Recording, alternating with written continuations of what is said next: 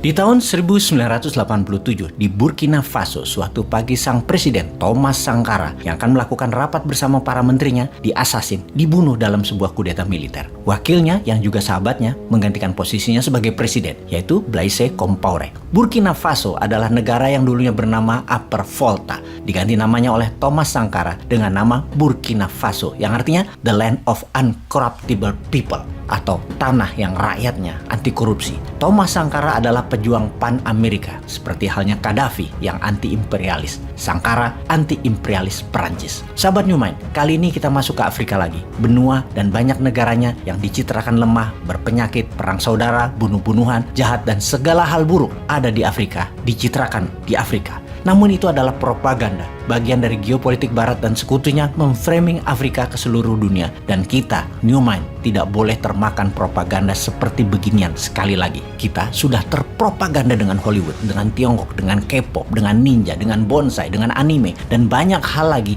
yang sebenarnya adalah soft power domination dari negara lain. Indonesia, Asia, dan Afrika adalah korbannya. Kita harus menyadari banyak hal ke depannya demi Indonesia berdaulat. Memang patut disayangkan sejak 20 tahunan ini, atau tepatnya sejak reformasi, terjadi pendangkalan berita dunia di media utama Indonesia.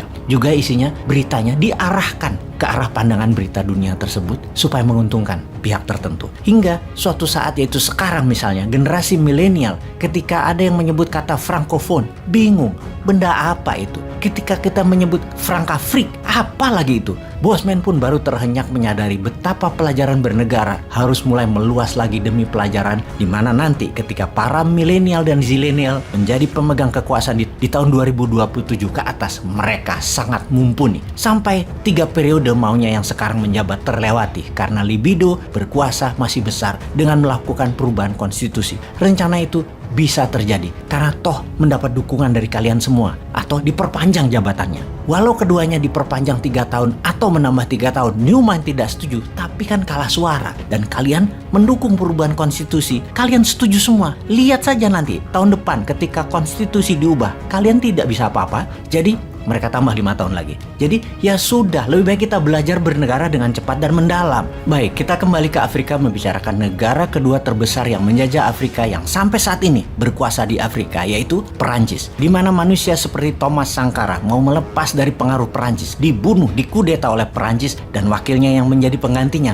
Blaise Compaoré, adalah boneka Perancis. Berani menjual nyawa sahabatnya demi kekuasaan. Hal seperti ini sering terjadi dan masih terjadi di Afrika demi genggaman Perancis di Afrika kuat. Demi harta Afrika masih di tangan Perancis. Wilayah jajahan Perancis diawali takluknya Ottoman Algeria di tahun 1830. Kemudian seluruh Afrika Barat mulai dicaplok. Kemudian sisi timur diambil sampai Madagaskar dan Djibouti. Walaupun sudah dikatakan negara-negara tersebut sekitar 15 negara Afrika ex jajahan Perancis merdeka hingga di tahun 60-an, semua dimerdekakan. Namun Perancis masih tetap mengendalikan sumber daya alam, dan pemerintah negara-negara Afrika ex jajahan Perancis, termasuk calon kepala negaranya, diinterview oleh petinggi Perancis. Semua negara itu disebut Frankafrik. Demi kekuasaan Perancis di negara Frankafrik, Perancis pernah melakukan intervensi militer dan kudeta politik sebanyak 30 kali di Afrika tersebut. Fenomena ini terjadi di Republik Kongo, Burundi, Rwanda, Gabon, Senegal, Djibouti, Mali, Chad, Republik Afrika Tengah, Somalia, Pantai Gading, dan banyak negara lagi.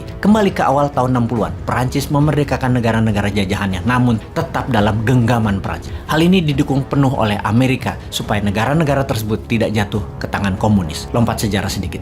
Vietnam Selatan yang dijajah Perancis melawan Vietnam Utara yang komunis. Amerika bantu habis-habisan di perang Vietnam tersebut, tentunya pro Perancis. Di tahun 60-an hingga kalah di tahun 70-an. Membuktikan dukungan Amerika di Afrika terhadap Perancis juga sama di tahun 60-an tersebut agar tidak jatuh ke komunis adalah dukungan serius di era perang dingin tersebut. Apa manfaat Afrika bagi Perancis? Yang terbesar adalah karet dari Kongo, emas dari hampir seluruh wilayah Afrika jajahan Perancis. Emasnya sekarang milik Prancis dikeduk habis. Muasalnya yaitu ketika tahun 1958 Charles de Gaulle menjadi pemimpin Prancis mengadakan referendum. Negara-negara Afrika bekas jajahan ditanya, mau tetap bekerja sama dengan Prancis dalam Frank African Community atau lepas 100%.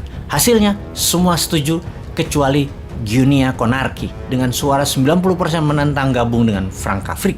Maka De Gaulle menarik 4.000 orang pintar public servant di Guinea, seperti hakim, guru, dokter, para teknisi, dicabut dari Guinea, ditarik ke Prancis dan dikirim ke negara Afrika lainnya. Dan mengirim 5.000 tentara Prancis untuk melakukan sabotase ke semua fasilitas dan sarana umum di Guinea, dan ini merupakan pesan keras Prancis kepada 14 negara bekas jajahannya. Jangan main-main dengan Prancis. Ada lagi, kita semua tahu CFA franc atau Franc of the African Financial Community yang merupakan mata uang dari koloni Perancis di Afrika. CFA franc dipeg terhadap French francs, kemudian di tahun 1999 CFA franc dipeg terhadap euro dan nilainya digaransi oleh Menteri Keuangan Perancis. Ada 2 wilayah CFA franc timur dipakai di 6 negara seperti Kamerun, Republik Afrika Tengah, Chad, Kongo, Guinea, Gabon, franc barat seperti di Burkina Faso, Pantai Gading, Mali, Senegal, dan lain sebagainya. Semua devisa negara tersebut dikumpulkan dan 65% harus merupakan currency euro diletakkan di Prancis, alias kurang dari setengah cadangan devisa negara tersebut yang dipegang negara masing-masing,